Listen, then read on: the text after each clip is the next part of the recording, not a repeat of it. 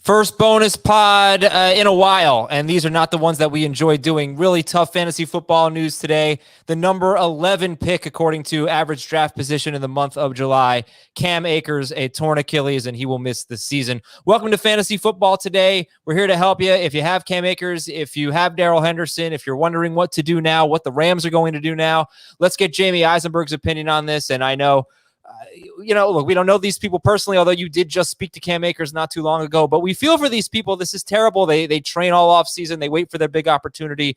And, it's just a shame. And we're thinking about Cam Akers. Hope he recovers, makes a quick recovery, but this stinks, Jamie. It absolutely does, Adam. It's a, promising young kid, young player, a team that has obviously, huge playoff aspirations in the Rams. They made the big move to get Matthew Stafford this offseason. He was coming off such an amazing finish last year. We're so excited about this class of 2020 running backs.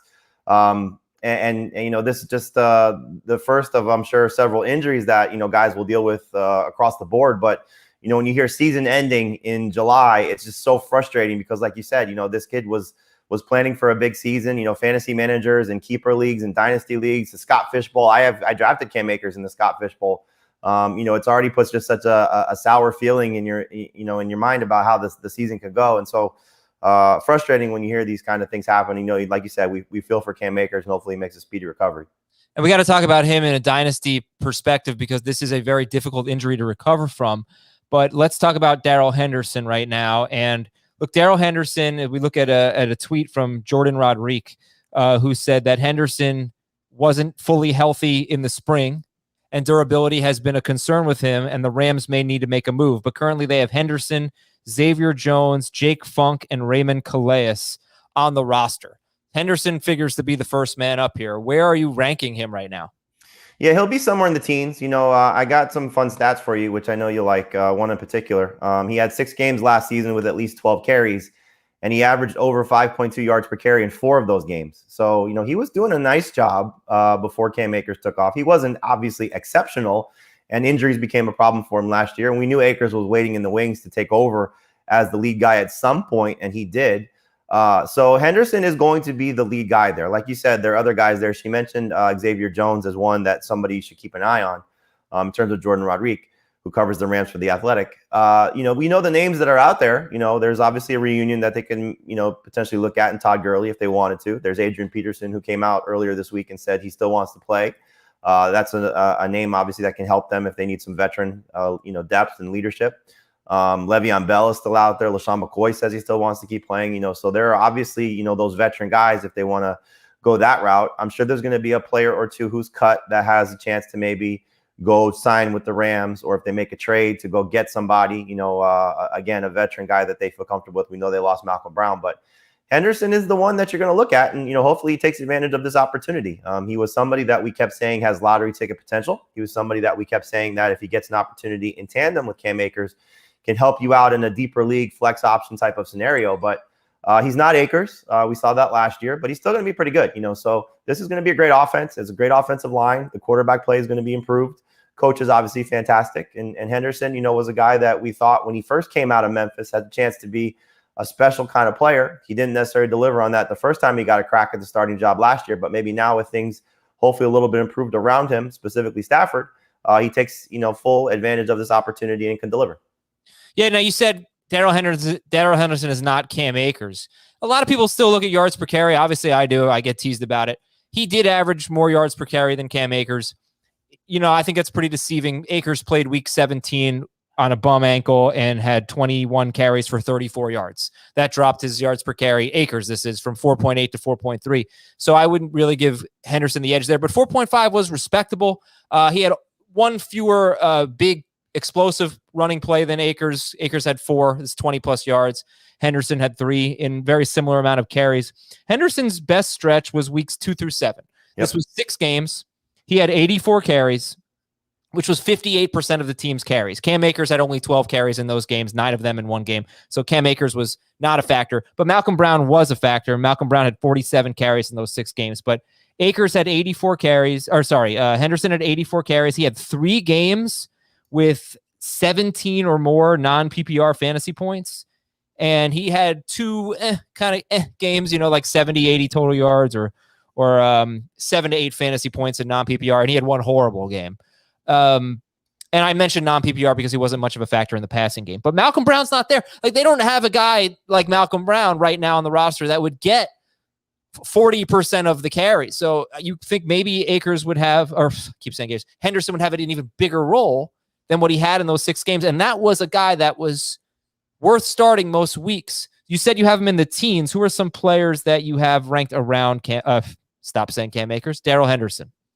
Yeah, he's going to be in the mix with guys, like David Montgomery, Chris Carson, Myles Gaskin, J.K. Dobbins in PPR. He's got the chance to be a legitimate top 15 running back. This offense is going to be really good. And I think one thing that we saw last year, especially toward the end of the season, you mentioned the Week 17 game, the Rams were, fighting for their playoff lives.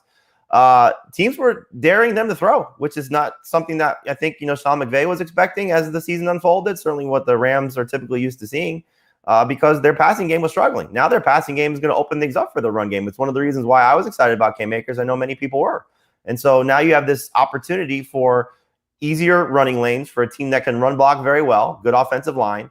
And so the hope is Stafford, will throw him the ball maybe a little bit more than Jared Goff did, or throw the running backs the ball a little bit more than Jared Goff did. But like you said, part of the reason why we liked Akers was a step forward in the passing game because Malcolm Brown is gone. Now you lose both Akers and Brown, and Henderson has the chance to be the every down type of guy. He's got to prove that he's durable. We have to see what the next move is, but you should be excited about Darrell Henderson. And for those of us who have drafted already, Adam, you pointed out, we did a draft for our magazine before the Cam Akers injury. You're excited that you have Darrell Henderson on your team. I have Darrell Henderson in a dynasty league. I'm excited about that. So the flip side of obviously these unfortunate situations is the benefit of, when did you do your best ball draft? When did you do your dynasty league draft? When did you do your seasonal league draft already? In the case of the Scott Fish Bowl, for those of us who have Darrell Henderson, this is a big boost to your roster. Yeah, I don't know how optimistic to be, just because he does have trouble staying healthy. And this is a team that in the last 2 years has been 30th and 31st in running back targets. So they haven't thrown to their running backs. But they haven't had a running back go over 35 receptions in 2 seasons, yes. Yeah, and they just don't throw to the running backs much. But they used to when it was Gurley. Stafford has a great history of throwing to running backs, Theo Riddick and what, he's had a 50 catch running back almost every single year. Even like Kerryon Johnson was catching a lot of passes. So that's a good thing there. So you're going to put him in that round 4-ish range with the Montgomerys and the Jacobs and the Carsons of the world. And I'm not going to you're not going to make you nail down where you're going to rank them, right? We have to hear what the Rams are going to say about this, but that's the general range. I think Dave is going to be a little bit lower. We weren't able to get him on the pod. So let me ask you this. Are there any other Rams running backs that you're drafting right now? No, I think we got to see who the number 2 guy is. And, again, they're not done. They're going to go out and get somebody, and I think the names you'll start to hear, just off the top of my head, just thinking, Justin Jefferson. We heard about the Chargers potentially, moving on from him if he doesn't make the final roster. That's a guy that they could look at. Those are the type of running backs that you're going to hear. Peyton Barber, if he doesn't make the Washington roster, or Lamar Miller. Houston has about 10 guys that they can move on from that may be of interest. We know that Sony Michel could be on the chopping block for the Patriots. These are guys that are going to be the names that you hear. Boston Scott potentially, if the Eagles decide to go in a different direction with all the players that they brought in, or maybe even Kerryon Johnson to reunite him with Matthew Stafford, just a guy that Stafford is familiar with. So there's going to be a lot of names that obviously it could be something like we saw last year with a Le'Veon Bell joining the Chiefs, which ruined a young running back in Clyde Edwards-Helaire essentially, or it could be just somebody that's brought in for depth, and they let Henderson go until he gets hurt. So the second running back for the Rams is going to be of interest, but Darrell Henderson is clearly the one to target. Yeah, and you said Justin Jefferson. You meant Justin Jackson. They got Justin Jefferson. Justin Jackson, excuse me, yes. That would be quite a play there. So, I don't want to see him play running back, excuse me. I could see a scenario where they, especially if Henderson gets hurt, where they just have a really bad running game this year. So does this boost Stafford, Kupp, Woods? I think it does slightly. Woods especially, we know how they like to give him those carries, so hopefully that's something that adds a little bit to his plate. This was going to be a team that was going to be more successful throwing the ball, because I think the trust factor is back in the passing game, where I think they lost that last year when, Goff struggled and then got hurt at the end of the season with the thumb injury going into the playoffs. So Stafford brings a different element. This is a big boost for him. I had just, coming back from vacation and updating my rankings, I put him into my top 12. And now he may creep closer to the top 10. He's at 12 right now. So I was getting more excited about Stafford. Obviously excited already about Woods and Cup. Tyler Higbee's a top 12 tight end for me already, and then we're going to see who that third receiver is, if Deshaun Jackson could stay healthy, or is this the time that Van Jefferson takes that step forward? So this is a great passing game. This was a team that we were looking at and saying, we like Woods, we like Cup, we like Stafford as a fallback quarterback option. But now, yes, it does make those guys more attractive because the run game could be a little bit less than without Akers there. Yeah, one thing that you really love about Rams running backs, 4 seasons under Sean McVay, these are the rushing touchdowns scored by running backs. 15, 19, 17, and 12. 12 is not great, but it's not terrible, and that's the lowest mark. The only time they've had fewer than 15 running back rushing touchdowns. When they get near the red zone, they run the ball in, and that's hurt Jared Goff a little bit. But now you wonder, without Akers, and if Henderson can't stay healthy, or if he's just not that effective, if that opens up some more passing touchdown opportunities for Stafford. We will see how it plays out. Last thing here would be the dynasty outlook, Jamie, because it is a difficult injury to recover from. And then not a lot of history really with it. But Marlon Mack's coming back. We don't know how he's going to do. But I was texting with Heath, and we were trying to find some examples of players who came back successfully, running backs, from ACL injuries. I know people say Andre Brown, that he didn't really do that much. So from a dynasty standpoint, how much does this sink Cam Akers? We have to wait and see. I think if you're drafting now in a startup dynasty league, he's going to go, with, probably something closer to a double-digit round pick, just because of the concern, not knowing where, what he'll be next year and if he'll ever, fully recover from this. But modern medicine has changed. This isn't, it's more of a basketball injury, I think, that most people think of. Isaiah Thomas's career was ruined by an Achilles tear. We know Kobe Bryant with what happened to him at the end of his career, but he was obviously older. And Durant, I think, is really encouraging because people were saying, oh, he may never be the same again. And he looks as good as he's ever been. I know he's not a running back, but it's just the progress of modern medicine. These guys, ACL injuries used to be much worse than they are. Hopefully Achilles injuries are much easier to come back from than ever. And Durant is a great example. Now, he's not young either. So, but like Heath and I were talking, who's the better dynasty value? If you were doing a startup dynasty draft, would you take Akers or Henderson, knowing you don't have a year of no Akers? Who would you take? I'd take Henderson. Yeah.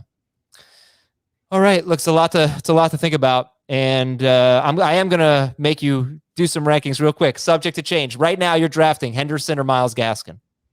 Henderson. Henderson or Josh Jacobs? Henderson. That's easy.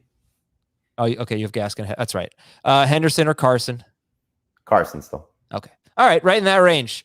Thank you, everybody, for listening to this bonus pod, for watching live. We appreciate it. I see the comments coming in, and I think people think that we might be a little high on Darrell Henderson, but we will see.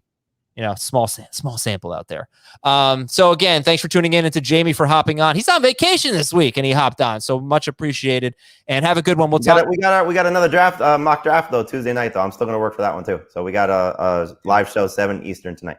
That's right, mock draft, and we'll see where Darrell Henderson goes. Be a great experiment. Curious to see what our guests say about that. Have a good one, everybody. We'll talk to you tomorrow on Fantasy Football Today.